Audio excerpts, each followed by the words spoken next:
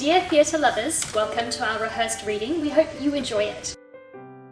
This is the second collaboration between our playwright, dear J. Ivanel Johnson, and our director, Ben Anadolu. J. Ivanel Johnson is a very successful writer, playwright, poet, composer, the list is long.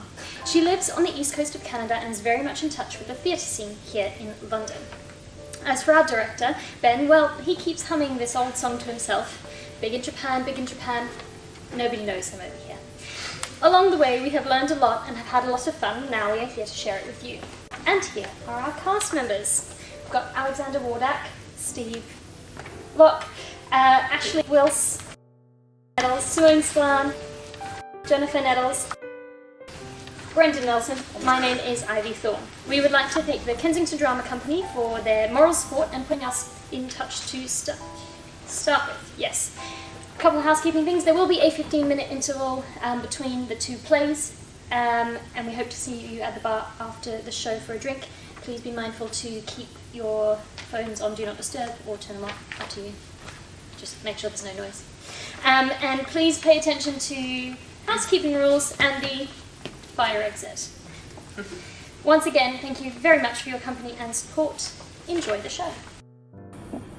I say, that's quite the little pistol you've got there. You don't know the half of it.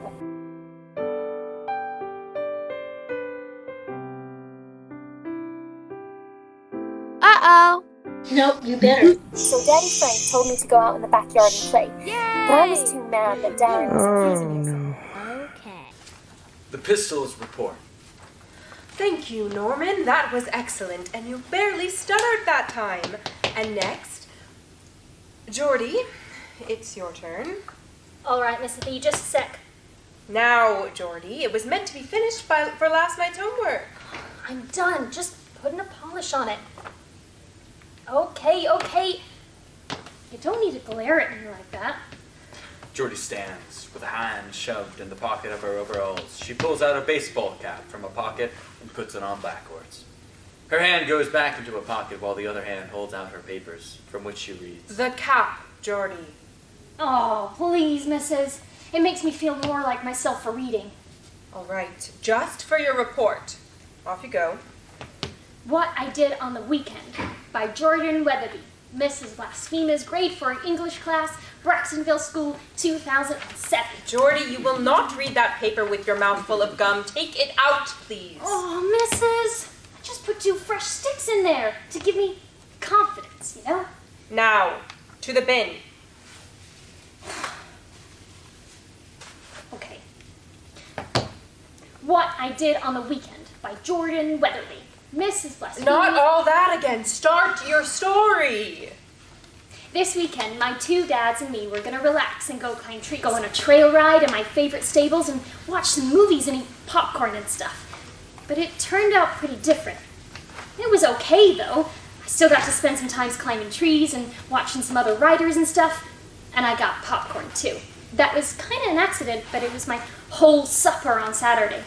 That stuff can go right through you, you know. Especially when you put caramel sauce on it for dessert. Well, anyways, Friday night, Daddy Doug was just tucking me into bed and was going to keep reading The Three Musketeers to me. I like that book, because I like to think of us as the Three Musketeers too, only we don't have muskets. Those are old guns, you know. But we have water pistols, homemade ones. Anyways, that book's pretty good. It's written by somebody named Alexander Dumas. Enough. That's French, Jordie. It's Alexander Dumas. Oh, okay. Well, he's not a dumbass anyhow, because it's a real good book. Lots of stuff happens in it. There's sword fighting, and there's horses that they gallop. Well, anyways, Daddy Doug was just opening the book. We're at the part where Milady's about to get her head chopped off by the headsman, and that's real exciting, you know. When the doorbell rang, and Daddy Frank called for Daddy Doug to go out to the living room. He told me he'd be right back, but when he didn't, I snuck out to see what was going on. Frank is in his wheelchair at the front door with Sally and a baby basket just outside. Doug, this young woman claims she's your sister, and this is her baby. Hello. I don't have a sister, but it's nice to... Save it, bro. I'm your half-sister, and you sure know all about me. What the hell's going on? It's me. Let's start again. I'm Doug Parsons, and this is... Frank Weatherby, yeah, I know. Listen, will one of you get me a gin and tonic? I'm afraid we don't drink alcohol. How about a nice cup of tea? What the hell are you doing, Doug? If you don't know her, say bye-bye. I've got practicing to Well, do I with... can't get hammered on tea. Come on. We should at least hear her out, right? Wrong sense, love. You mean see her out. Yeah, tea. I'll take tea. Lots of sugar. Where's the kid? The kid? Yeah, your mother told me you two queens adopted a girl. Personally, I think it's kind of weird, but why would two men want a girl? But anyway, since you're in the wheelchair, I thought there'd be enough to worry about, but to each his bone. You can't teach an old dog to catch one. Frank wheels himself out to the kitchen to make tea. Is your baby a boy or a girl? Oh, he's a boy. A big squalling boy most of the time, but tonight he's been real quiet because he had a bit of creme de menthe at supper. Just a little bit in his bottle to help him sleep. Oh, I see. And you were speaking to my mother, you said. How do you know her? Don't know her, do I? Just finally asked my old lady who she'd been screwing 23 years ago, and she told me. And I looked him up, found out he was dead, and looked up his widow, Mrs. Gertie Parsons. Wow, our father sure had a funny name for someone who was none too religious. That's not exactly fair. Oh, come on. You know the guy must have been nailing anything that moved. Bet we ain't the only two fruit of his looms neither. Here, take your nephew, will ya? She passes him the baby in his basket. She goes to the door and brings in a suitcase and diaper bag from the porch. Oh, and my mother gave you our address. Well, she didn't seem too likely to offer up a room for the night, so yeah. Frank enters with the tea tray on his lap. A room? You're looking for some place to stay. We're not a B&B here. What's going on? So, yeah, they didn't know I was listening to all of this sitting around the corner from the living room, you know? And this girl, she must have come from a family of really klutzy carpenters. Because she kept on and on about people being hammered and screwed and nailed. And I don't think my daddies liked her very much. But they were sitting there having tea with her anyways. And then suddenly she puts down her teacup and says, "Where's the head?" I thought maybe she'd been reading the Three Musketeers too, or that Daddy Doug was telling her about it. Like when the headsman takes Milady's head and body and drops them into the river, because I know that part's coming up since we read it before. Jordie, do stick to what you've written down, please. Okay.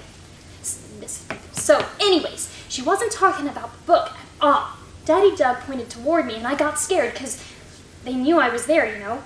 But then she goes up and comes down the hall, and I just sit down in the dark underneath the little writing desk there. And she never even saw me. Can you believe it? She went into the bathroom and I could see her from right where I was sitting. She only closed the bathroom door halfway and she took out what I first thought was maybe baby powder for her baby, all that. And she swiped sugar since she said she liked a lot of it, you know. But it appeared to have spilled all over the counter, and then just when I thought she was going to clean it up, she bent over and I couldn't see what she was doing anymore.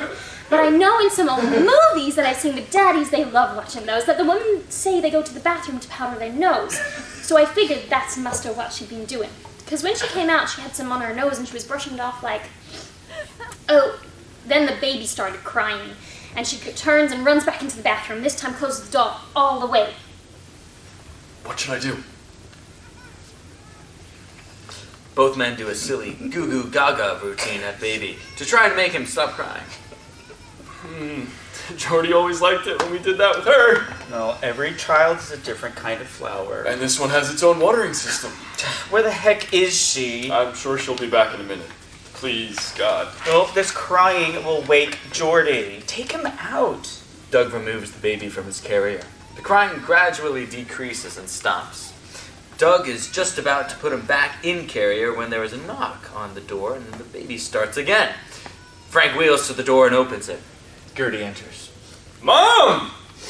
What are you doing here so late? Late for Lolitas. It's only 8:30, my loafer light lads. I came to compute your concepts on the horrible hussy, but I see you're already babysitting. She's just in the bathroom, Gertie. And then she's leaving. Oh, really? Dropped her duffel for a dash? Doubt it. Could she really be my half-sister? Your guess is as good as God's and Gertie's. Oh. She goes to the sofa and runs her hand under the cushions, finding a quarter, pockets it gleefully, and then sits down. Sally enters and crosses to take baby from Doug. Oh, Gertie. Oh, there he is, playing up to his Uncle Doogie already. Oh, hello again, Mrs. Parsons. I see you're set to spend ce soir ici. She always talk like such a whack job. Yes. Yes. No, I mean no. She's alliterative. Well, it's not good to litter, for shame. Did notice a lot of soda and beer cans out by her front door. Yes, well, despite marrying 3 wealthy men, my dear mother still looks for loose change and collects refunds wherever she can. Don't you, Ma? Well, waste not, wants nothing. Whatever. Now you're doing it. What? I really must get to my practicing, so if everyone will excuse me. Doug? You are getting rid of her, right? Of course, love. I'll just see if I could find out a bit more about her. Wait, you meant Sally, right? Not my mother? Both will be nice. Frank exits through the swinging kitchen door and Doug sits back down again. Tea, mother? A violin is heard tuning off. The baby starts crying again and Sally covers her ears. Jordie isn't standing in the classroom. Well, I started falling asleep under that little writing desk in the hallway around then, and Daddy Frank's violin playing always makes me sleepy anyway, so I took myself off to bed. Had a good dream about my favorite 2 horses. One's an Appaloosa named Freckles, and one's a gold Palomino named Sunrise. Sunrise was a colt whose mother was Mellow Yellow. Isn't that a cool name? And Daddy Frank used to ride her even after he had his accident. Of course, Daddy Doug is afraid of horses. Jordan, will you stick to the report, please, about what you did this weekend? Yes, sorry. Could I just have some gum, please? It makes me concentrate better, I swear. Oh, it makes you concentrate better. Well, why didn't you say so? So may I? Absolutely not. Continue, or we'll still all be here when the buses pull up in 3 hours. Okay, well, I don't know how she managed it, but that girl Sally and her baby must have stayed overnight. Because when I got up Saturday morning, I saw one of her bags was still in the living room, and the guest room door beside mine was mostly closed, which it never is normally, you know? And everybody else was sleeping in, and our housekeeper Darren was the only one around. He was dusting the shelves. I don't know why, because he does that nearly every other day. Darren is in an apron and brandishing his feather duster while singing a verse from Just a Housewife from the Working musical. Do the laundry, wash the dishes, take the dog out, clean the house, shop for groceries, look for special. God, it sounds so Mickey Mouse. Jordie enters, bright and cheery in her pajamas. Morning, Darren. Oh, gracious, daughter, I told you before not to sneak up on me. I like being scared, but not startled, baby doll. Well, don't call me that, and I won't scare you then. I'm gonna make toast. No crumbs on my clean counter, please, and don't cut my lupin stems anymore like you did other time for your pea shooters. It was for water pistols when Daddy's and I were making our own, but we have a new way to make them now. So sucks to be you. Oh, sucks to be me, I don't know. Well, hello. I got left to know that we had house guests and I might need to go out for baby formula, but I didn't realize there'd be 2 sweet young things to get breakfast for. Who are you? I'm Darren, housekeeper extraordinaire, physiotherapist and legend, and you? Sally, Doug's long-lost sister. Say what now? Well, half-sister. I need to warm up a bottle and then I'm going back to bed. Too early in the morning and the sailor gives me a warning, you know? I bet you've known your fair share of sailors too, Toots. Morning, boss. Hi, Darren. Anyone else up yet? Your kid is in the kitchen with your sister. Oh, Sally's up already. I'd hope to introduce her myself to ease into it. It's okay, I'm not that shocked. To Jordie, you oaf, not you. Oh, sure. No one even cares about my feelings around here. And I suppose you've already put the moves on her. Well, I did call her a sweet young thing, but she likely just assumes I'm gay like everyone else does. Yeah, Darren. Can't imagine why people keep making that mistake. Besides, she's not on my type at all. I like the big, young, strong, domineering types, you know. Put a bit of old fear of God in there. Oh, how do, big bro? I'm heading back to bed. See you later, crocodile. Oh, Sally, God, between mother and her alliterations, you and your Camptown Races doodah. Now, there's this girl who claims to be my sister, but can't get an expression right to save her life. I noticed. Last night, before we all turned in, she insisted on showing me a photo of the baby's daddy, some British guy. So she said a picture is worth $1,000, and I thought she was going to charge me to look at it. What's funny? Sally's already been out and introduced herself. To Darren? Did he already put moves on her? Really? And to Jordie. Oh, crap. I hope she's not too upset. Hey, Dads, that lady forgot to take her bottle. She just left it on the stove. Honey, did that lady say who she was? What you mean? She's some baby's mother, right? Did she say what she was doing here? Or how she was related to Daddy Doug? No. Is she related to you, too? What do you mean, you too? Well, she said she was my Aunt Sally. Is she yours, too?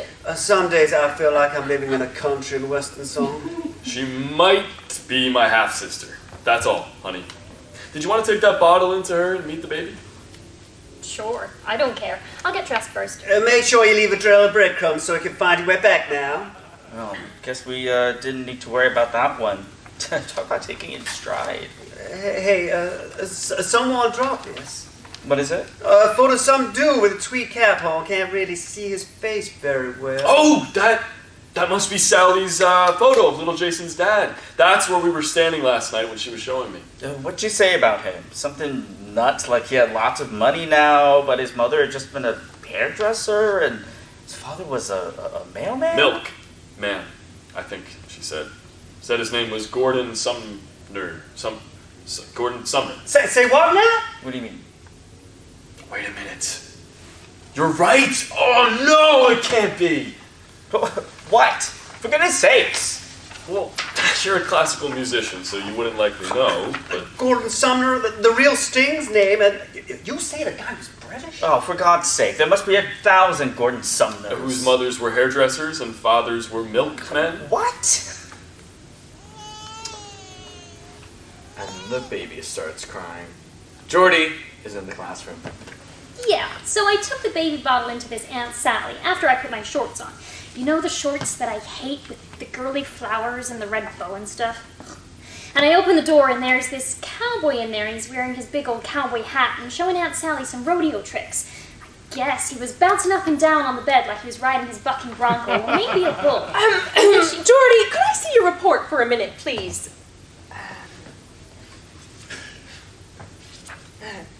Just, read from where I marked it, please. Well, okay, but you're making me leave out all the good horse stuff. Like about how Daddy Frank said I sure like to stir up trouble. Get it? Stir up. Anyhow, later in the morning, Darren got mad at me. He said I'd cut off 2 of his stems of his lupins he was putting in a big vase, and now 2 of them were too short to go in the bouquet. And I said I didn't, and he said he wouldn't believe me. And I said when I was making my toast, I saw Aunt Sally hack off those stems and blow through them like a straw, but Darren said that was a lot of tosh, and Daddy Doug said that what would she need a straw for anyway? So Daddy Frank told me to go out in the backyard and play. But I was too mad at Darren for accusing me of something I didn't do. And I said we were going to the stables, and they said we couldn't yet because of the visitors. So I just pretended to go outside. But really, I went back into the hallway and sat under the little writing desk again. We are back in the living room now. Sally, Frank, and Doug, and Carter are seated there. Soda cans are spread on the coffee table, some with glasses beside them. Darren is upstage arranging a big vase of lupin. So, you say you met Sally at a wet t-shirt contest in Florida, Carter? Only it was the men that were in the wet t-shirts. How do you like them bananas? Yep, they bust us in a whole load of us cowpokes from the Houston area, all the way over to Jacksonville, and do get that 12-hour coach ride with AC and movies was like a vacation itself. But then, when we get off, we see all these hotties running around their bikinis. Well, you just don't see too much of that on the circuit. We all dust and manure and belt buckles, if you know what I mean. Scintillating. Did you know she had a baby when you met her? Well, I sure did notice she carries some pretty big milk jugs, if you know what I mean. Oh, but then he met little JC and he just loves him, don't you, Mr. Popeye? Let me feel them muscles again. Have you ate all your spinach this week like a good boy? but I brought my big cucumber along for y'all. No thanks, I'll pass. I think he just meant for Sally. You think? You should have seen the other men in that wet t-shirt contest, too. They brought in firemen and lumberjacks, alligator wrestlers, all sorts. But I like me the cowboys best. Are you sure the baby's all right in the guest room? Sorry, we couldn't find Jordie's old baby monitor. Guest room? I thought that was your room, Pumpkin. Oh, sure, it's my room now, honey. Frankie, he just plumb forgets that I live here. No, I can't keep seeing you if you keep on living in these shelters and all, Sally. I'm an AA and I can't date an addict. My body's a temple now, and if you know what I mean. No, I am not into all that stuff anymore, Carter. Baby, honest. Excuse me. Okay, I'm gonna go help Darren with dinner preparations. Doug, find out how many we have coming to the dinner table, please. Can you stay and eat with us, Carter? Oh, you're staying too, then. Silly brother, of course I'm staying for supper. I always stay in for din-din, aren't I? Well, thanks mightily for the offer, but nope. Got some mimosing on. Gotta meet up with the rest of the crew, because we're leaving town at first light. Heading to another rodeo over in Prairie Roads this weekend, and so I won't be seeing you for a few weeks, Don. Now, Carter, you ain't gonna forget about me, huh? You know what they say, it's early to bed and honey for flies that makes a wealthy man ready to rise. Well, they ever heard of that one, but you sure is mine. And I'll think about your big zucchini till you get back, Mr. Popeye. That's it. It's a cucumber, darling. Now, you say bye-bye to the little fella there, Nathan. Oh, sure. He just loves that baby. It's Jason, hun. Right, and I'll call you here at this number most nights that I can. Our number? The doorbell rings. Carter opens the door wide to expose Gertie standing there. Whoa, doggy, there's another fine-looking mama. Very kind, sir, I'm sure. And you're a tall, tasty drink of water yourself. But do you mind moving a minute muscle so that I might, maneuver? Gertie squeezes past him as she enters the living room, and Carter waves to the room at large and exits. Bye, baby! Crap, thank God that's over. I really need to get some gin. The boys don't imbibe. Me neither, I'm pretty sure, but I need a good drink every now and again. The point is, you won't need to bring gin here because you won't be here. Frank? You may want to rethink that rude rendering when I've told you about the curious call I've just completed. Were you fundraising again, Ma? For the Church of God and Gertie? You know, I don't find that funny. Where's Jordie anyway? Playing outside in the back. She's mad at Darren. I've been meaning to ask, what for you two queens need another fruity toot around here? Ain't two enough for you? Darren's actually not gay, Sally. Oh, come on. Pull my other arm. And at least Jordie has 3 responsible adults helping to raise her. You mean 4, don't you? Gertie has spied the soda cans cluttering up the living room, and she begins tossing cans into her big purse bag. Pass that pop can, Peaches, will you? 30 sainted cents they give Gertie on that. So, back to the phone call you had, Mother. What's that about? The most exciting, elderly-sounding eccentric dingled me Dottie about an hour ago. Beautiful British being. I thought you told us you were finished looking for your husband number 4, Gert. One can always wonder and waver. Anyway, he said he was looking for Sally because he's her infant's fabulous father. What? Gordon Sumner? Correct correlation, my kin. Did he say where he was calling from? A bed and breakfast between Barnesville and here. He's here, not calling from England. He flew his private jet to visit his progeny, apparently. To spy on me more like. Great, another one. Excuse me. How'd he get your number? Same solution Sally sees, I suppose. Unless she gave it to him.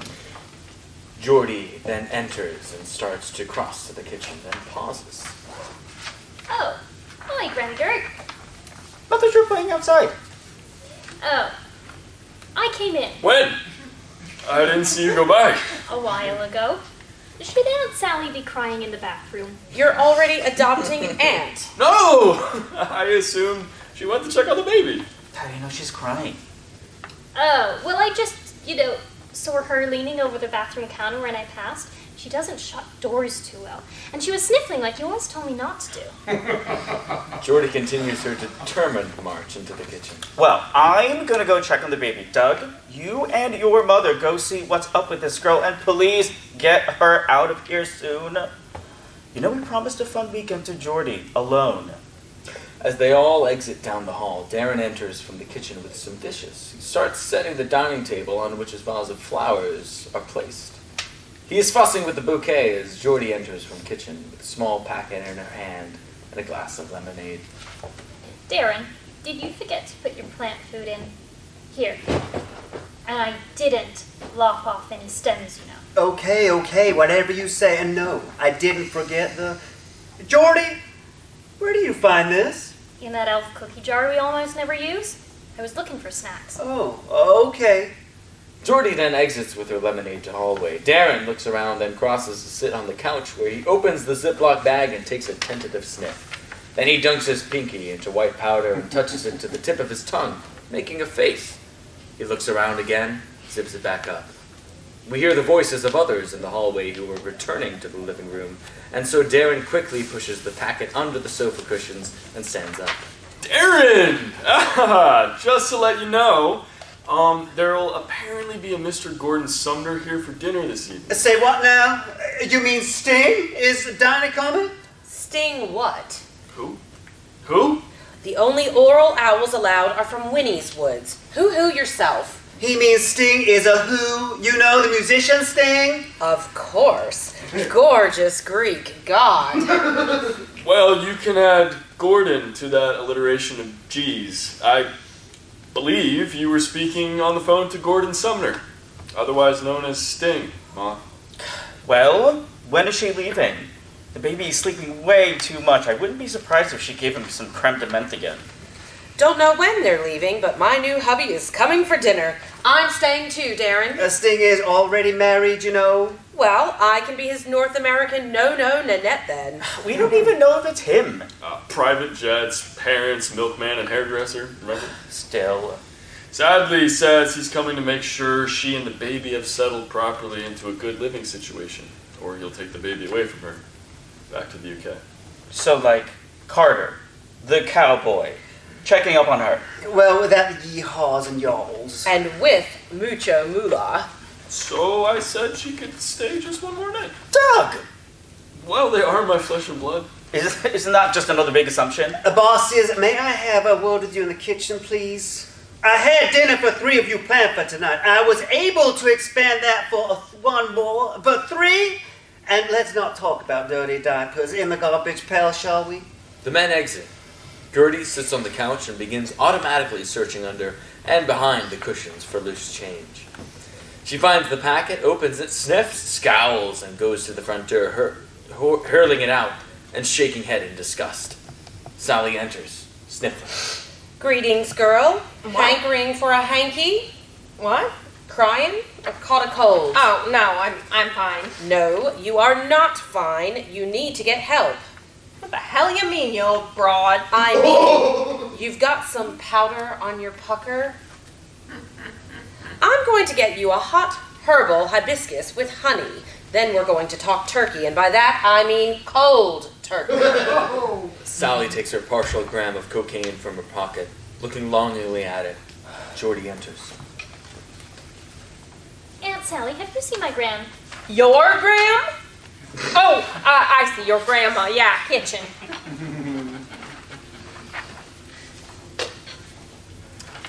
Jordie exits the kitchen and we hear low, mumbly voices, then raised to higher.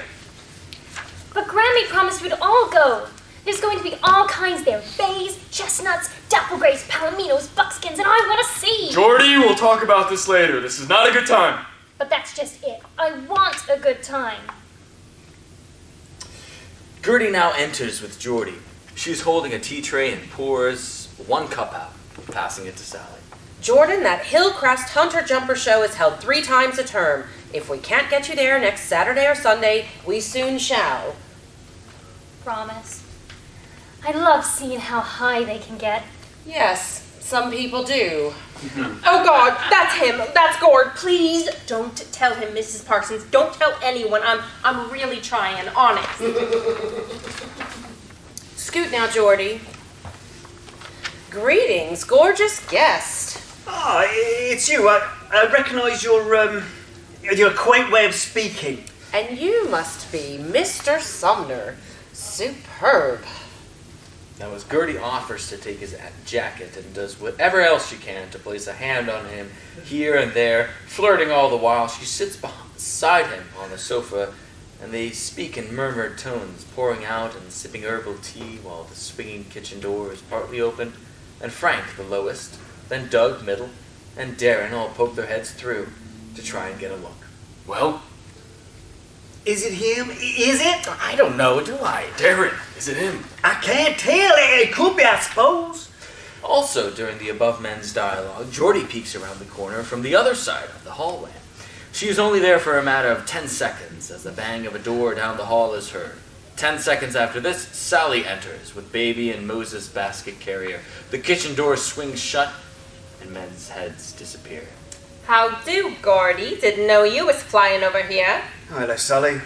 Oh, and there's my sweet boy. How's the little tyke, eh? Well, as you can see, everything's fine here, and I'm living with my brother now in this lovely house, so no need to keep popping in to check up on me. Well, surely a man can visit his child. Of course he can, especially a gem of a gigantic gentleman like yourself. I see you've met my half-brother's mother, Gertie Parsons. Indeed, I have had the delight. Do come to couch. That coo-cooing could create cardiac arrest in a coot like me. Why, ooh, that's a swoon-worthy song, and surely. So, see, you got no need to hang around. Besides, my new boyfriend might be back any time. Oh, might he? I thought maybe he'd... Well, that's just one more tall tempter for the table then. Yummy. Now we have Frank and Doug both entering in a rush, with Doug pushing Frank's wheelchair as if on their way across the hall, but they stop and pause behind the couch. Mother, are you bothering this nice man? Perhaps Sally would like to be alone with him and their baby. No, I hope I daren't disturb this delight. No bother at all. I'm Gordon Sumner. Nice to meet you. Don't stand so. Don't stand so. Don't stand so close to me. Sorry, I beg your pardon? No, I only meant... Come on, Doug. Doug helps Frank out of the wheelchair and onto his crutches, leaving the wheelchair behind. My physiotherapist is busy cooking our evening meal, so Doug has offered to do my therapy for tonight. We won't be long, but I must practice a bit. Frank is a classical violinist. He plays a lot of Haydn. Mind you, not Lily Haydn, like in Desert Rose. God, jeez, Doug, lay off, will ya? I don't know. I just can't tell. Jordie, what are you doing under there? Come help with Daddy Frank's workout. In a sec, going to the kitchen for another lemonade. Jordie comes running into the living room, then skids to a stop. Hi. This is my granddaughter, the jolly Jordan. Jordan, meet Mr. Sumner. How do you do? Oops, a bit sticky. Made lemonade, you know. Hey, what's that accent? You from Scotland or something? Close England, although most Scots wish we weren't that close. Yeah, that's kind of like me and David Moulter. He doesn't think I should be sitting behind him in class. Hey, are you staying for supper? Have you met the Queen? Have you been to a place called Hogwarts? I've read Harry Potter books, you know. Gotta get a drink. I say that's quite the pistol you got there. You don't know the half of it. She loves barging through doors, catching people by surprise, too. But you can't teach a young dog to turn tricks. Jordie gets her passion and pizzazz from her Grammy Gert. Really? Thought the kid was adopted. Jordie enters, running back in with her glass. Darren sticks his head in through the swinging doors from the kitchen. He is wearing a flamboyant chef's hat and apron and sings loudly. When the girl is running, slow down. There better not be lemonade stains on the red carpet, kid. Gosh, what was that? Just a one-trick ponytail. Sally now gets up and has a little stroll behind the couch, pushing the wheelchair back and forth a few times, looking at a houseplant on an end table, appearing to read some books on shelves during following. He's the housekeeper, helpmate, and physical foreman. Oh, quite the musical household. A lot of singing in one's face. You don't like singing yourself? Singing him! Bit tone deaf, I'm afraid. Oh, let's just secrete that singular singing stat to ourselves, shall we? Sumner leans over the baby basket to sing to the baby, wildly out of tune. Rock-a-bye baby out in the treetops. Jordie is reading her report to the class. So, Saturday was pretty nuts. Not much of what I got promised happened, although I did eat just popcorn for supper. The dad said I could since there wasn't enough roast beef to feed everyone. And after all that talk about green vegetables, there wasn't even enough for me to have any salad, which is fine because I especially hate spinach, you know? Now, I don't know why they were calling the man Stinger, so after supper I went up and looked that up, and guess what? A Stinger is a disgusting drink you put brandy and some minty milk stuff into, which I guess makes sense because Aunt Sally said she was giving that same minty stuff to the baby to help him sleep. Mr. Stinger didn't know about it, but I saw her do it again right after supper, too. Should she be Miss Blasphemia? Let's leave the child rearing to Dr. Spock, shall we? I don't really like Star Trek, but if you say so. Anyways, after supper, Darren went home kind of grumpy, and so Daddy Doug and I cleaned up the kitchen while Aunt Sally went to her room with the baby, and Daddy Frank practiced in the library. Oh, and Grammy Gert and Mr. Stinger sat on the couch all evening talking, so the dads and I couldn't even watch a movie together. But Daddy Doug did read more of The Three Musketeers to me before I fell asleep. We're nearly done that. And then when we are, Daddy says he has another French book we can read together. So, Sunday morning when I got up, Darren was cleaning the living room again. This time he was cleaning the sofa and the chair cushions, I guess, because he had the couch ripped all apart and was starting on the chair when I walked in. He didn't really pay any attention to me, so I got some cereal from the kitchen. And since the tablecloth was still on the dining table, I decided to hide under there for a change, since Daddy's found my hideout under the table in the desk in the hall. Besides, I could hear everything better from under that table. Darren is hunting for a cocaine packet under couch cushions, and Jordie enters from kitchen with cereal bowl and hides under a dining table upstage.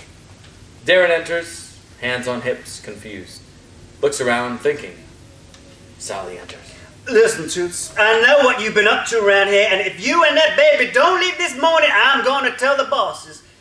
I don't know what you're talking about, houseboy. I mean, as if you really don't know. You're an addict. You're probably making a baby wine too or pouring that booze down you. No wonder you want to hide in some respectable people's houses, but you need to get out. How's this any of your business? Huh? Well, for starters, I'm sick of your stinky diapers piling up, and I'm not hired to cook and clean on your invited dinner guests when you don't even live here.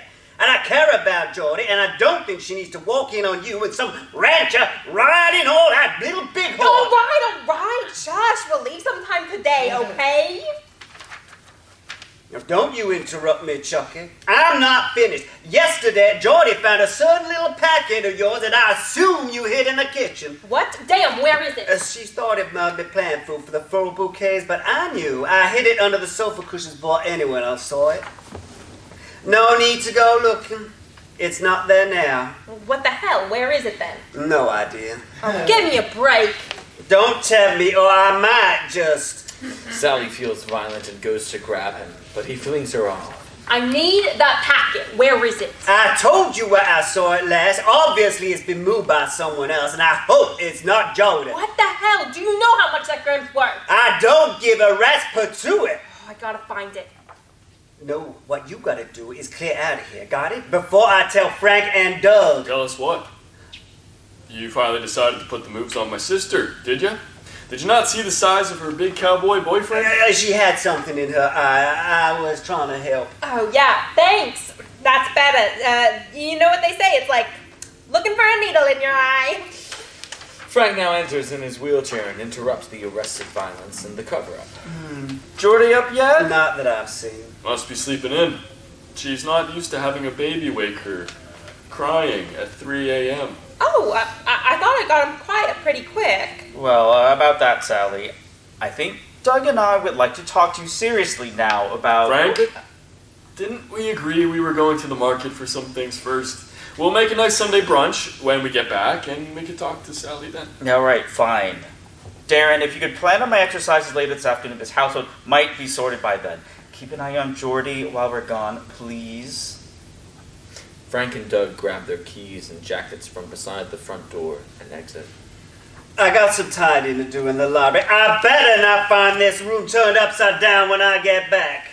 As Darren exits through kitchen door, Sally starts frantically hunting around the room searching for her lost packet.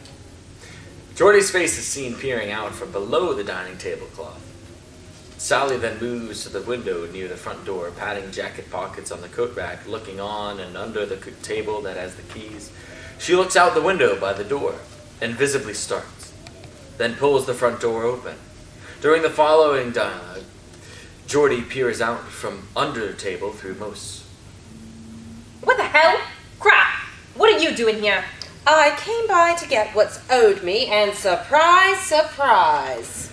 A woman named Beverly now enters the house in her full regalia of beige riding breeches, high black boots with a lead shank with a chain attached to her belt, and a riding crop shoved in her boots. She is waving the clear Ziploc packet in between her fingers while Sally is backing away from her nervously. You haven't even paid for my lovely gold dust, Sally, and here I find some of it out in the shrubbery of some stranger's house. Oh, come on, Beverly. I told Petey the other night I'd get the rest of the cash after this weekend.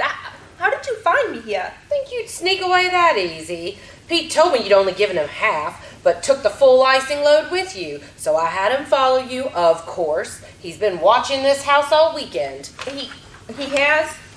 Beverly is now shoving the packet between her breasts and is taking the riding crop from her boot, slapping it menacingly against her hand. Of course, you ninny. We figured you were here and here to get the rest of your money, but then you didn't seem to be leaving. And as I just came from a client's house down the street, I thought I'd pop over and pick up either my money or the rest of my flakes. So here's one. Where's the other three? Well, I already did most of one, and I just need another day to get the money. My baby's father... No more time. Just get the partial, and the other two better be untouched. Saddle up. And so Sally rises and goes the long way around the couch, avoiding Beverly and her crop, and rushes down the hallway. Beverly wanders about the room, picks up a skinny copy of Madame Bovary book on the side table. Madame Bovary. Good name. Madame Bovary. Madame Beverly? Yeah, I like that. Darren now enters with a feather duster in hand, in time to hear last. He's instantly attracted and marches right up to Beverly. Well, hello and welcome, madam, and whose horse did you ride in on? Hey there. Nice place you keep here. Oh, I keep it all right, madam. You the one gonna be keeping Sally too?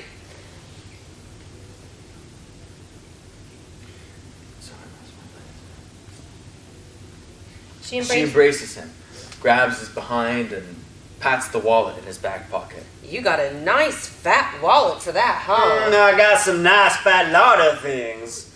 Beverly and Darren engage in a suggestive sword fight with feather duster and riding crop. Jordie is peeking out from under the tablecloth, observing all of this with interest. Parry. Thrust. Touche. Oh yeah, tushy feel it. Sally enters carrying her luggage and the baby basket. Well, new client already, Bev? Ooh, I think I'll just take him on for personal like. How personal? Where you want to go to find out?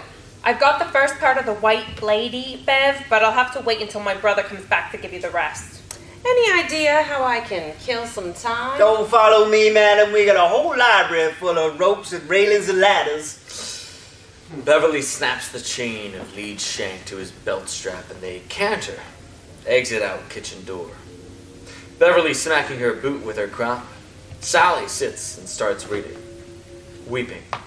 Jordie crawls out from under the table and tentatively stands behind the couch, uncomfortable. Sally doesn't realize she's there. Aunt Sally? Christ! This loud expletive wakes the baby and they are both bawling now. Jordie is frozen, mortified. Frank and Doug enter with paper bags in their arms. Jordie, what's going on? It wasn't me, honest. Jordie, take these bags and then you go in the backyard and play for a while, okay? This afternoon, I promise everything will be quiet and we'll watch that movie, right? Jordie exits through the kitchen, nearly running. Lights slow fade as Doug passes baby to Frank and sits beside Sally, trying to console her. Crying from both gradually fades out. Gradually, the ruckus dies down as people are soothed. Jordie is reporting in her classroom. Yeah, so first off, I was excited because I thought the daddies had hired me my own private writing instructor, you know? She came in and was talking about all her horses. Icing Sugar, Gold Dust, White Lady and Flake. Great names, huh? I bet Gold Dust is another Palomino, and Flake's probably short for Snowflake, and I bet that that's a lovely dapple gray. Jordie! Yes. So anyways, I got kind of confused, and I thought she and Darren were acting out some of the Three Musketeers or something. But I think I figured it out later, because I was finally outside climbing my tree. And guess what I saw through the library window? On the mezzanine, not the part where Daddy Frank practices, but up high, you know, there was Darren bent over the railing, and that instructor lady was smacking him with her whip. So obviously she was teaching him how to be a jumper. I bet they're all going to surprise me and take me to the Hillcrest Hunter Jumper Show next weekend like I wanted. And now Darren will be able to tell me all about the scoring for if her rail comes down, you know? Jordie, you really do need to wrap up now. We still have several other students that need to do their reports today. Yeah, nearly done. So Darren sees me up in the tree looking in, and they stop. I guess they didn't want to spoil my surprise. And he comes out the kitchen door and tells me to get back inside and help him with brunch. And the writing instructor goes out to the living room and I hear yelling.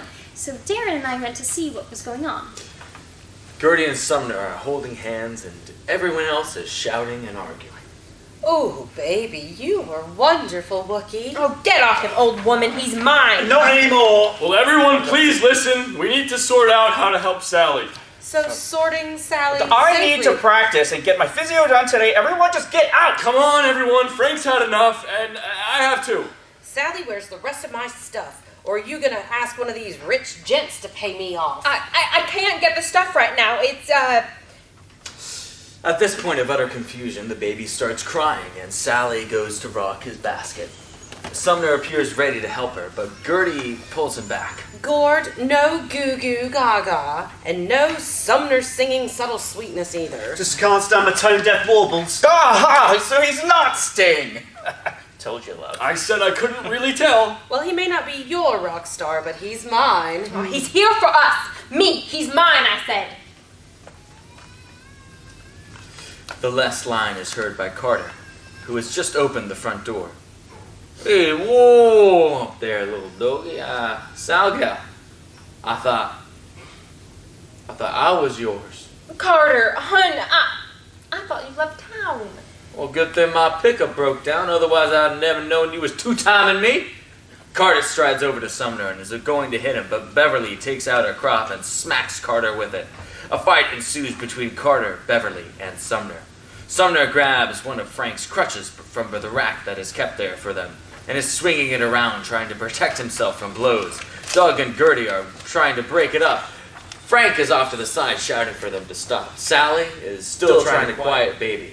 And this is when Darren barges out of the kitchen, banging a wooden spoon loudly on a pot, yelling, Don't hurt Sting, you big ape, and don't hurt my madam. It's not Sting! And I can take care of myself. Will you all just stop going ballistic? Like, I gotta get my baby to shut up. Why are you all gonna blow off the handle? While all this shouting is happening, Jordie followed close on Darren's heels from the kitchen. She is holding a pitcher of water.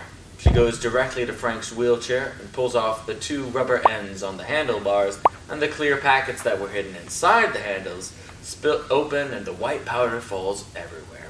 Dust going onto everything in sight, including the few books on nearby shelves that Darren had dusted earlier.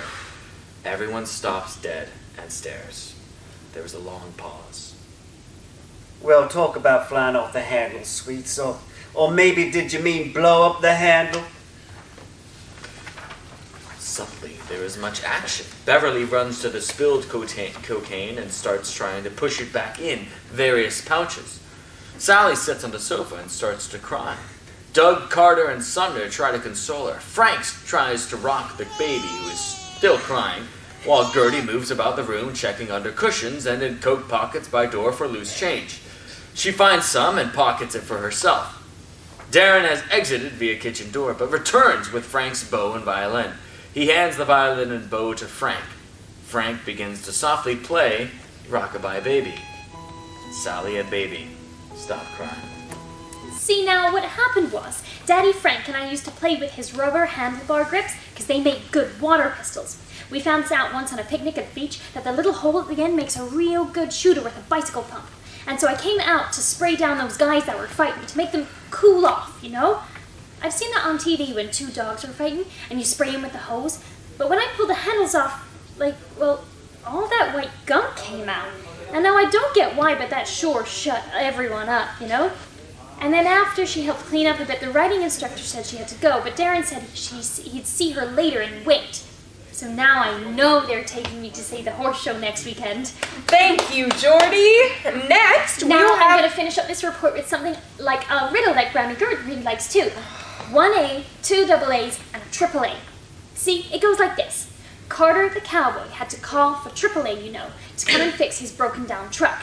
And then my two daddies and Mr. Stinger, they made some agreement with Aunt Sally. She's the 1A.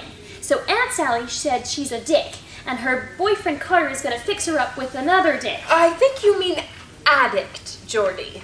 Oh, do I? Anyways, this other dick is some friend of his that he has to see all the time, and then they all go to some meeting called the AA. That's the double A, see? And Carter and Mr. Stinger are both pretty rich, I guess. So they're going to get Aunt Sally a little apartment with 12 steps. Only Daddy Frank can't go up steps, so he can't visit, but he says that's just fine with him. In the meantime, that's what they say in stories, isn't it? Probably not in reports, though, huh, Miss Blasphemia? It will be fine for these purposes, Jordie. That is, the purposes of summarizing quickly. Well, in the meantime, Mr. Stinger said he's going to fly himself and his little baby Jason back to England for a while. And he's got a nice young nanny hired over there already. He says her name is Adele Adkins. And Grammy Gert loves that name, says it's good luck because it starts with 2 A's as well. And Gram's going to fly over next month to visit them all. And she's so excited. And Darren was excited about that Adele's name too, and I don't know why, but Daddy Frank told him to settle down and not get freaked out about nothing again. Very good. Thank you, Jordie. Let's give her a hand, class. Oh, yeah, and Darren was pretty miffed when he had to go right back to dusting the whole living room right away. Darren hates dusting those books, even though he's always doing it.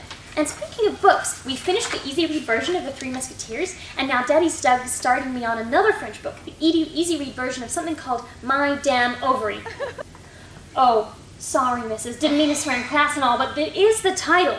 I don't really know what an ovary is, but I asked Betsy Lamont, she's in the 6th grade, and she says it's something to do with eggs.